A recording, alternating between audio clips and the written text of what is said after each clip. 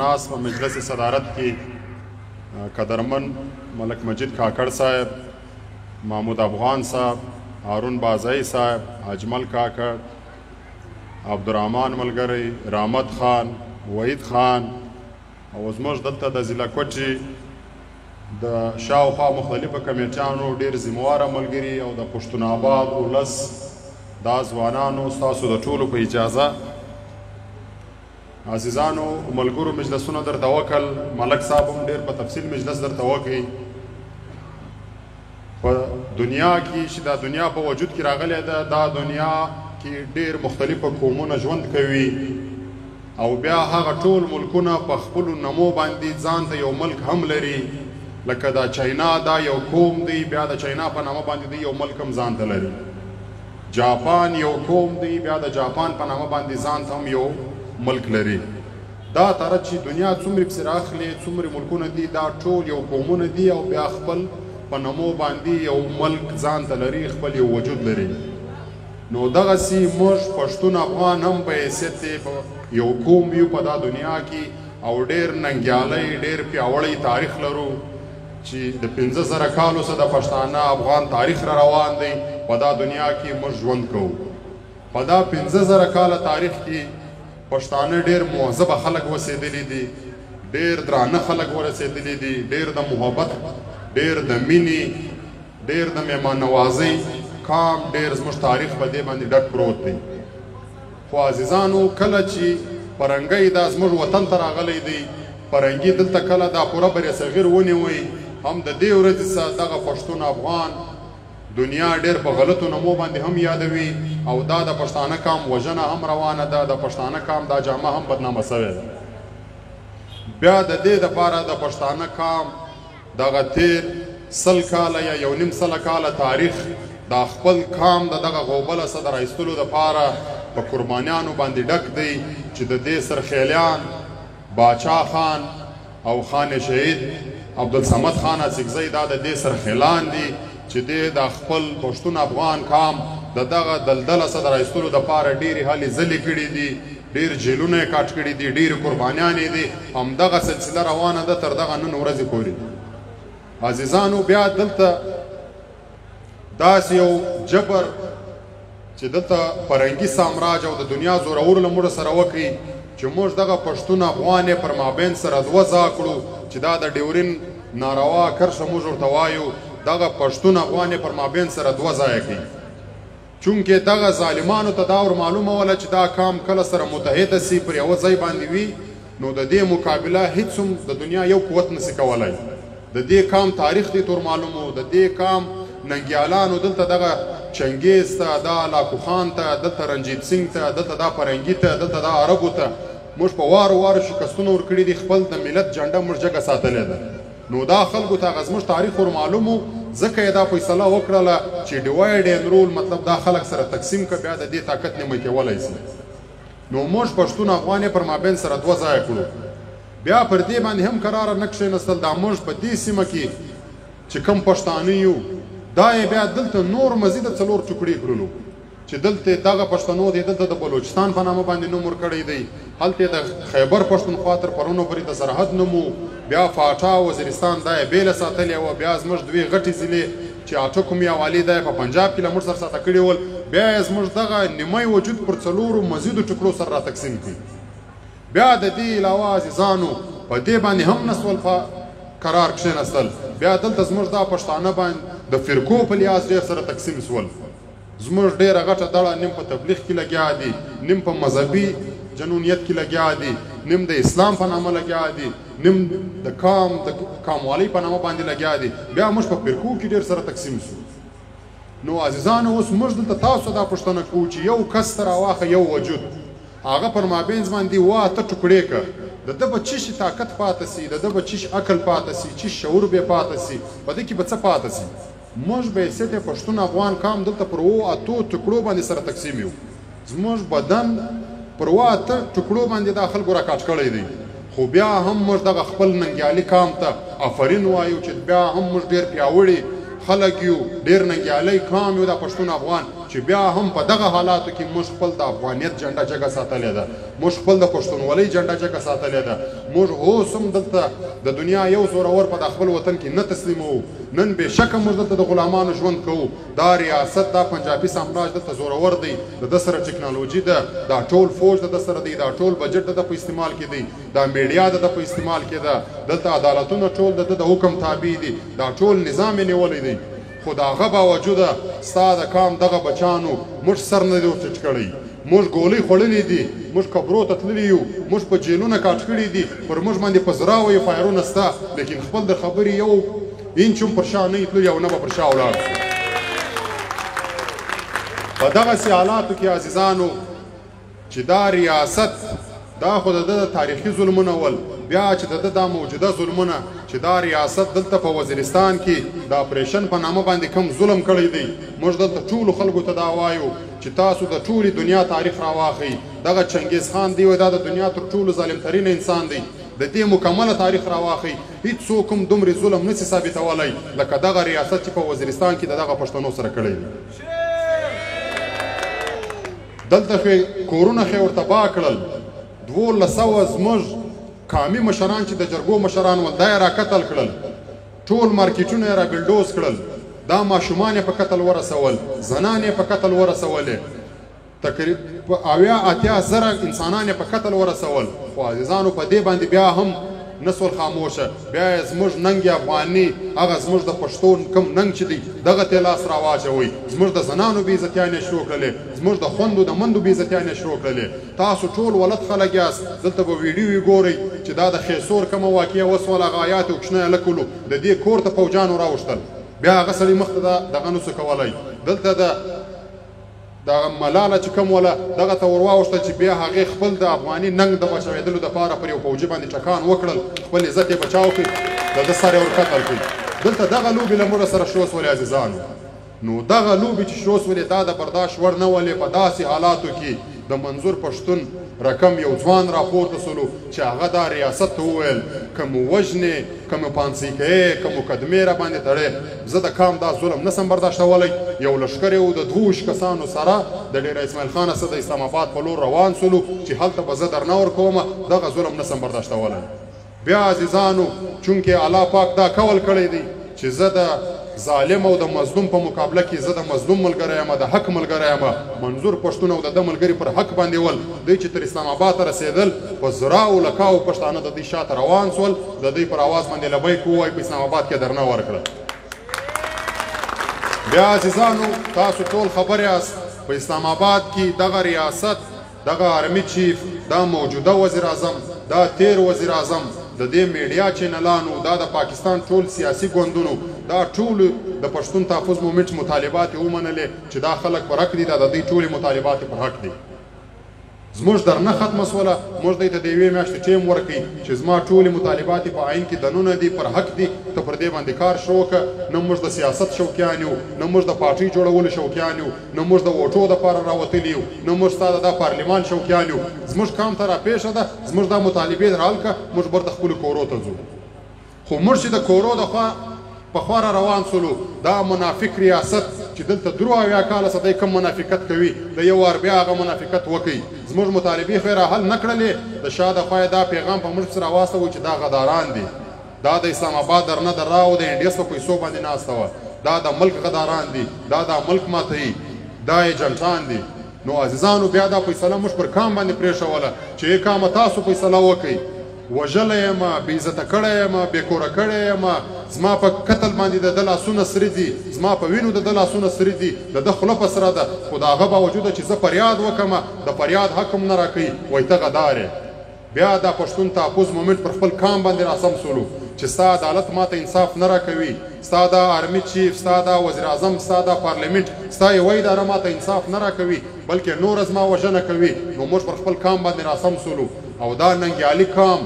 بیا یو وار دغه پښتنو ته په خپلو غېږو کې زړه ورکړي. د پښتون تحفظ مومنټ د دې بیانیې سره په کلکه ودرېدل چې بالکل ټولو زموږ پر څنګ باندې ودرېدل، دا ریاست ته موږ پیغام ورکړي چې اوس به موږ په زوره ستا څخه د حق اخلو، تا موږ ته د حق نه دی راکړی. موږ اوله ورځ ډېر په شرافت راوتلي وو، ډېر په فریاد راوتلي وو، په دغه آئین مطابق راوتلي وو. ستا ته مې خپله مقدمه کښېښوله چې زه وژل سوی یم، زه ستا بچی یم. دوی وایي دا ریاست چې دی دا مور نو موږ د خپل مور ته فریاد وکړئ چې موږ ستا بچیان یو، له موږ سره ظلم سوی دی. خو عزیزانو دا مور نه وه، دا میره هم نه وله، دا زموږ دښمنه وله چې دې په موږ پسې پروپیګنډې وکړلې. نو موږ خپل کام ته رالو او دا ریاست ته اوس موږ دا وایو چې موږ کم وخت تا ته فریاد کوئ، خپلې جایزې مطالبې مې کولې، تا ټولې مطالبې را سره ومنلې، تا که په هغه ورځ دا مطالبې حل کړې ولئ په سنجیدګي سره، نن به نه پښتون تحفظ مومنټ وایي، نه به په کام کې دا شعور وایي، نه به دا لښکر وایي. خو دا خبره تا اوږده کړله، تا پر موږ الزامونه ولګول. اوس چې دی ستا خلاصی نسته، اوس به د خانشید د جیلو حساب هم دا کام ته ورکوې، اوس به د باچا خان د جیلو حساب هم دا کام درڅه غواړي، اوس د بابړي د شهیدانو حساب هم درڅه غواړو. دا په پی ټي سي کې چې د پولیس والا قتل کړي دي اوس د دې حساب هم غواړو، اوس د خپلو وکیلانو حساب هم غواړو، اوس به د ذرې ذرې حساب سره کېږي. دا یې ګز دا یې میدان، ته پر موږ فایرونه کوه، پر موږ د غلاو مقدمې کوه، پر موږ باندې تشدد کوه، موږ به د عدم تشدد په لاره په دا آئین کې دننه خپل د دې ننګیالي کام په زور باندې تا پر ګوډو کوو، دا زموږ ټول حقوق به تسلیموي. او عزیزانو په دغه سلسله کې پښتون تحفظ مومنټ 3 کاله وسول چې موږ د کام کور په کور ګرځو، هل ځای جلسې کوو، مظاهرې کوو، خپل کام ته د دغه ظلم دغه جبر ښکاره کوو. خو بیا عزیزانو تاسو ټول دلته ولد خلک یاست، تاسو تاریخونه در واخلئ، د دنیا تاریخونه ووایاست. تاریخ دا لیکي چې د دنیا یو تاریخ هم بغیر تنظیمه نه دی چلېدلی. کله چې یو کام خپله بیانیه پیش کړي، ټول لښکر سره راوځي، بیا به دې ته یو منظمه تنظیم ور جوړوې. کله چې تا منظمه تنظیم جوړ کړي، بیا ته خپل هدف ته رسېدلی سې. که منظمه تنظیم نه وي، ته خپل هدف ته نسې رسېدلی. او غیر منظمه تنظیمونه که یو ځای ګټه هم حاصله کړي، هغه پر هغه ګټه باندې خوند نسي اخیستلی، چونکې دوی سره منتشره وي، دوی سره منظمه نه وي، نو دوی هغه خپله ګټه نسي سنباللی، برته د دوی سه ولاړه سي. ژوندی مثال یې دا دی عزیزانو، د میرویس نیکه په ټیم کې موږ دلته دا نیمه دنیا نیولې وله، ډېرې فتې مې حاصله کړې ولې، لیکن موږ منظمه نه ولو. دا د میرویس نیکه د تلو بعد برته له موږ سه ولاړه. بیا د لوی احمدشاه په ټیم کې بیا موږ دغه خپل وطن ټول ونیوی، دا اسلام آباد، دا ملتان، دا لاهور، تر اصفهان او تر ډیلي پورې دلته زموږ باچایان نیولې. لیکن چې احمدشاه ابدالي ولاړی، له موږ سره تر شا یو ښه منظمه تنظیم نه ولو، دا وطن برته زموږ سه ولاړی او موږ تر ننه پورې بیا د غلامۍ ژوند تېرو. نو دا وار به موږ خپله یو منظمه جدیده د 21مې صدۍ تنظیم جوړو. د دغه تنظیم د لارې څه به بیا خپل د کام دغه غوښتنې کوو، دغه خپل د کام مبارزه به کوو. عزیزانو بې تنظیمه دغه کار، دا زموږ خبرې، دغه زموږ د کام چې کوم امیدونه دي، د کام د خوندو د مندو چې کوم امیدونه دي، د دې بچانو چې کوم امیدونه دي، دا بغیر تنظیمه موږ دا هدف ته ځان نسو رسولی. موږ به منظمه تنظیم جوړو، او کله چې منظمه تنظیم د پښتانه جوړ سوی دی، پښتانه ډېرې فتې حاصله کړي دي. عزیزانو د دې منظمه تنظیم دپاره چې دی پښتون تحفظ مومنټ د ممبرشپ اعلان کړی دی چې ممبرشپ به کېږي، او د دې دپاره آئین و منشور جوړ سوي دي. دلته ځینې خلک دا وایي چې دا ممبرشپ غلط کار دی یا دا د تقسیم دی. موږ دا خلکو ته دا وایو چې دا آئین و منشور جوړ سوی دی. پښتون تحفظ مومنټ که ممبرشپ نه وکړي، دا آئین و منشور به پر چا باندې لاګو کېږي؟ دا موږ پر عوام والا باندې لاګو کړو، دا موږ پر ټرکانو والا لاګو کړو. دا چې څوک زموږ د کام ممبرشپ کوي، خو دا به پر هغه باندې لاګو کېږي، او هغه به بیا د دې آئین مطابق خپله مبارزه په جګ سر باندې وړي. چې یو آئین نه وي، یو ډیسپلن نه وي، یو نظم و ضبط نه وي، دا تحریک چلېدلی نه سي. بیا دا معمولي تحریک نه دی عزیزانو، دا د 15 ملکو تحریک دی، دا د لکونو کورونو خلکو تحریک دی. د دې دپاره یو منظمه تنظیم ضروري دی. د منظمه تنظیم دپاره ممبرشپ ضروري دی، او ممبرشپ د هر پښتانه دپاره ضروري دی. چې څوک هم ځان پښتون بولي، د افغان په درد ځان دردمند بولي، هغه به خامخا د دې کام ممبرشپ کوي. عزیزانو او بله خبره دا کو، دا ممبرشپ دلته د یوې سیاسي پارټۍ خلاف نه دی، دا د یوه تحریک خلاف نه دی، دا د یوه ګوند خلاف نه دی. زموږ کام ته یو بده راپېښه ده، زموږ پر کام باندې یو توره ورځ راغلې ده. د دې تورې ورځې د ختمولو دپاره به موږ خپل کام سره منظمه کوو. هرې پارټۍ ته موږ احترام لرو، هر سیاسي لیډر ته احترام لرو، د کام هر مشر ته احترام لرو، نه د چا څه ووټ غواړو، نه د چا څه بل دغه غواړو. د کام ناتار وایي په کام باندې راګرځي، موږ د کام ناتار راګرځو، د کام یووالي دپاره راوتلي یو. دا ممبرشپ صرف د دې دپاره کوو. پښتون تحفظ مومنټ غیر پارلماني مزمتي تحریک دی. زموږ سیاسي ګوندونه هم شته دا ووټ زموږ د ولس خوښه ده چې هر ګوند ته خپل ووټ ورکوي هغه ته د خپل ووټ ورکوي خپلې جلسې خپل مظاهرې خپل سیاست یې کوي موږ د کام پر مسله راوتلي یو چې چیرې هم د پښتانه سره ظلم کېدی بیا به ټول د یوه کام دپاره راوځو د یوه کام په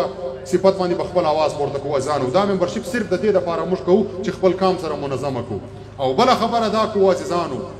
دلته بعض اوقات داسې خلک شته چې ځان ته د پښتون تحفظ مومنټ ملګری وایي پر سوشل میډیا باندې به د پر آی ډي باندې د منظور پښتون یا د یو بل مشر تصویر لګولی وي ځان ته د پی ټي ایم اکټیویسټ وایي خو بیا پر سوشل میډیا باندې په قامي مشرانو پسې شکنځاوې کوي پوچ ورت پسې وایي سیاسي پاچان یې ټارګېټوي موږ د دې سټیجه ورته وایو دغه عمل چې هر څوک کوي د دې د پښتون تحفظ مومنټ سره هېڅ تعلق نشته نه به دا بیا څوک پر پښتون تحفظ مومنټ تاوانوي دا د هر چا خپل کار دی پښتون تحفظ مومنټ د کام د یووالي دپاره راوتلی دی د اتفاق دپاره راوتلی یو د اتحاد دپاره راوتلی یو د دې کام دپاره مبارزه کوو هر مشر ته احترام لرو هر سیاسي ګوند ته احترام لرو هر تحریک ته احترام لرو د دې کام ملایانو ته احترام لرو دا خپلو ځوانانو ته احترام لرو موږ خالي خپل د کام د اتفاق خبره کوو نو لہذا هیڅوک به دا عمل نه کوي دا ممبرشپ د دې دپاره هم ضروري دی چې څوک ممبرشپ وکړي موږ سره منظمه سو بیا که زموږ یو ملګری دا عمل کوي موږ به فوري طور هغه د ده ممبرشپ ورختموو بیا به څوک له موږ څخه ګیله نه کوي عزیزانو دلته خلک شته د چا ذاتي مسلې دي څوک به د یو چا سره د چا ذاتي مسله وي دی به راځي په پی ټي ایم کې به ځان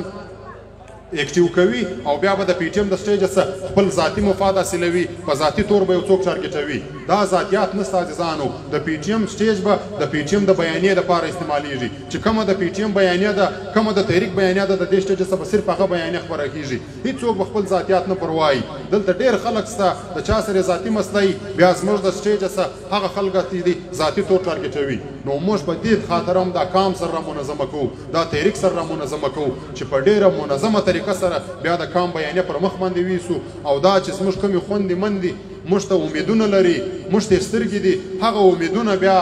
ورخراب نه کړو پکار دی چې پر هغه امیدو باندې پوره وخېږو عزیزانو او عزیزانو دلته د علي وزیر د ګرفتارۍ خلاف ملګرو خبره وکړله زموږ نن پر 11 بجې په کوټه ښار کې مظاهره هم وله خو صرف دومره ورته وایو کم مجلس چې موږ په مظاهره کې وکړئ علي وزیر د خیبر پښتونخوا په پولیسو باندې ګرفتاره کوي بیا په خیبر پښتونخوا کې هغه پولیس افسر ته دا ډیوټي ور وسپارله چې هغه هم په کام باندې وزیر او علي وزیر د وزیرو سردار دی دا عزیزانو دا خبرې ته سوچ کول پکار دی دا زموږ پولیس والا زموږ ورونه دي دا زموږ سیویلین ادارې دي موږ دوی ته احترام لرو موږ په وار وار دا غوښتنه کړې ده بلکې دا د پی ټي ایم بیانیه ده زموږ په آئین کې تاسو کتلی سئ موږ دا ریاست ته وایو دا کم مراعات چې تا دا اف سی والا ته ورکړي دي دا مراعات زموږ پولیس والا ته ورکړه زموږ د پولیس والا تنخواوې ورزیاتې کړه زموږ د پولیس والا بچانو ته مفت تعلیم او مفت علاج ورکړه دا جدیده ګاډیانې ورکړه دا اختیارات ورکړه دا سیسټم ورکړه موږ دلته ګارانټي درکوو چې زموږ د پولیس دا نوجوانان زموږ بهترینه تحفظ کولی شي ستا په مقابله کې خو دا د دې ریاست چال دی عزیزانو که ستنې دغه پولیس افسر ته ډیوټي ورکړله مجبوره یې کوي چې دا پښتانه په خپل اپس کې سره اخته سي موږ به دا قطعین نه کوو زموږ دشمن معلوم دی زموږ دشمن جی ایچ کیو دی پنجابي سامراج دی دا د پاکستان ریاست دی موږ په بل چا پسې نه ګرځو موږ هره مطالبه به د دوی څخه کوو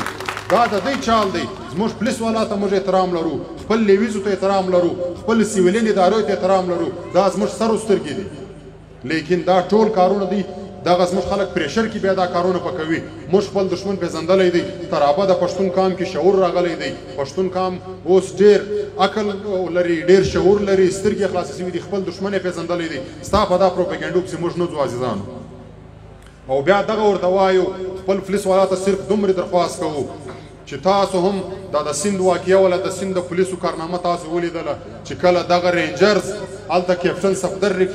نیوي او بیا پر دا پولیس والا باندې دباو واچوي چې تاسو اف آی آر وکړئ هغه ټول ورته متحده سول چې موږ غیر قانوني اف آی آر نه کوو بیا دغه رینجر چې هلته باقاعده د پولیس آی جي اغوا کوي د دې دپاره کمیشن جوړ سولو بیا دوی خپله دا وویل چې په دې کې آی جي رینجر ملوث وو کور کمانډر رینجر ملوث ولو نو داسې احتیاط د پولیس سیند پولیس ورته وکړي چې ټول په چوټۍ باندې ولاړل استعفاوې ورکړلې نو د دوی دا اتفاق به بیا دغه شی ثابته کړي چې را روان وخت دپاره به دلته هیڅ قسم کور کمانډر او آی جي رینجر پر دې باندې پریشر نشي اچولی. زموږ دا پولیس هم پکار دی چې دا د جرأت مظاهره وکړي، دا د همت مظاهره وکړي. زموږ پولیس دلته بې شماره قربانیانې ورکړي دي، شهادتونه یې ورکړي دي، خو دا د دوی جنګ نه دی، د دوی قصور نه دی، د دې ریاست په پالیسي کې دوی شهیدان سوي دي، دا د پنجاب په پالیسي کې زموږ پولیس والا شهیدان سوي دي. جرم سزا یې موږ خوړلې ده، خو پکار دی چې زموږ پولیس والا هم داسې د جرأت مظاهره وکړي چې دوی هر رقم ورته وایي چې پر پی ټي ایم باندې اف آی آر وکړه، ګرفتاریان یې وکړه، پی ټي ایم ستاسو سره ولاړ دی،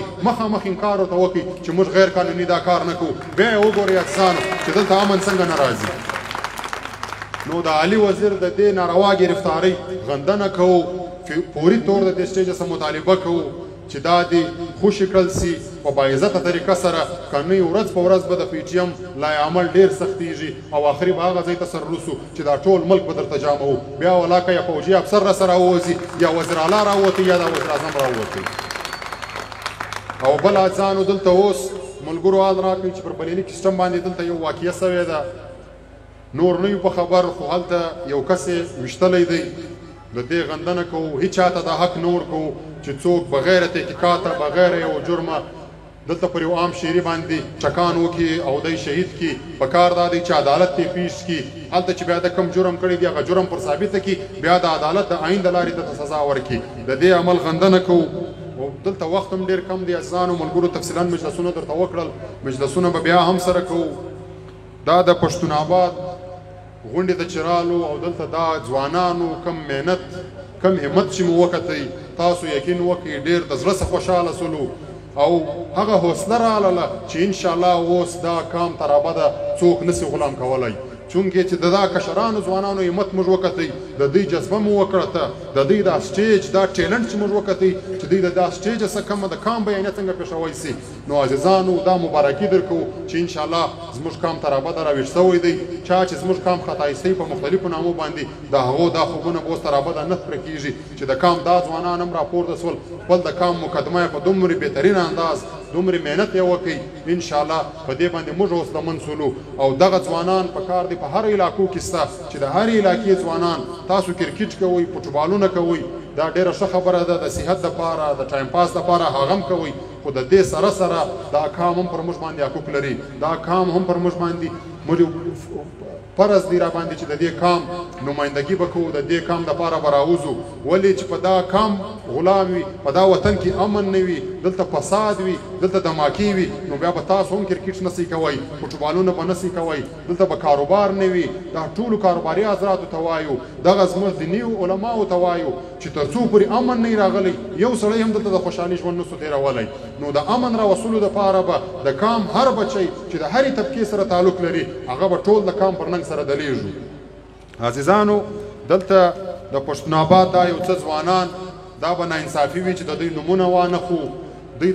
د همت ستاینه یې ونه کړو چې دوی د تیرو یوه هفتې څه لګیا دي، کور په کور وګرځېدل، دکان په دکان وګرځېدل، ډېر په مینه، ډېر په اخلاص، ډېر په پښتانه ننګ باندې دوی دغه غونډه را جوړه کړله. دا یقینا د دوی د کام سره د دوی مخلصتیا ثابتوي، دا د کام واقعي اصلي بچان دي. په دې کې عثمان خان، شیرشاه خان،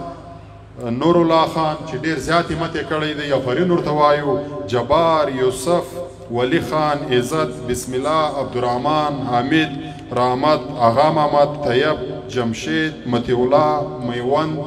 اسرار، نادر، احسان الله، تاسو ټولو ته د ضلع کوټې دخوا د پښتون تحفظ مومنټ دخوا سور سلام کوو. آفرین وایو تاسو ته چې تاسو ډېر همت کړی دی. دا همت به تاسو پر مخ باندې هم جاري ساتئ. دا کام تاسو ته ګوري، تاسو د دې کام مستقبل یاست، د دې کام ښه سباوون یاست. دا کام خپله مقدمه تر تاسو پورې رسولې ده، اوس دا مقدمه به تاسو پر مخ باندې اخئ، تر هغه ځایه پورې به رسوئ چې هغه ارمان شهید ګور ته وړی دی. دا ارمان ملي شهید عارف افغان ګور ته وړی دی، د خړ کمر شهیدانو ګور ته وړی دی، خان شهید عبدالصمد خان اچکزي ګور ته وړی دی. دا ارمانونه به تاسو پوره کوئ، دا د کام ځوانان به پوره کوي. دا ټول ارمانونه، دا ټول کام تاسو ته ګوري، تاسو زموږ مستقبل یاست عزیزانو. نو ډېره مننه، که څوک پاته سوی وي د هغه نوم یې نه اخیستی، د هغه څه معذرت غواړو. عزیزانو تاسو دلته راغلي یاست، موږ مو واورېدلو، موږ ته مو دا ښایسته غونډه را جوړه کړله. تاسو ته آفرین ستاسو هر قدم په سر سترګو ستاسو لمنې دي همیشه د ګلونو ډکې وي موږ د ممبرشپ خبره دلته ملګرو وکړله ممبرشپ به کیږي مخکې مې هم درته وویل چې د پښتون تحفظ مومنټ ممبرشپ د یوې پارټۍ خلاف نه دی د یوه سیاسي ګوند خلاف نه دی د هیچا په مقابله کې نه درېږو صرف د کام بیانیه پر مخ وړو او موږ په خپل آئین کې دا ګنجایش ایښی دی چې د هر سیاسي ګوند د هر تحریک ملګری زموږ سره ملګرتیا کولی شي زموږ ممبرشپ ترلاسه کولی شي پر دې باندې یوه پابندي نشته نو تاسو کم ځوانان کم دغه پښتانه زموږ مشران دغه کشران چې د پښتون تحفظ مومنټ د دې بیانیې سره اتفاق لري زموږ د دغه غوښتنو سره اتفاق لري نو هغه به ټول ممبرشپ کوي چې کم ملګري ممبرشپ کوي هغه به دلته اوس ټول ولاړیږي موږ سره به سوګند کوي او دغه سوګند به کوو چې د دې کام د ننګ دپاره به انشاءالله موږ بشپړه کار کوو کم ځوانان چې تیار دي هغه ټول ولاړ شي کتاب ما ځه راواخله د سوګند د ممبرشپ رجسټر ما ځه راواخله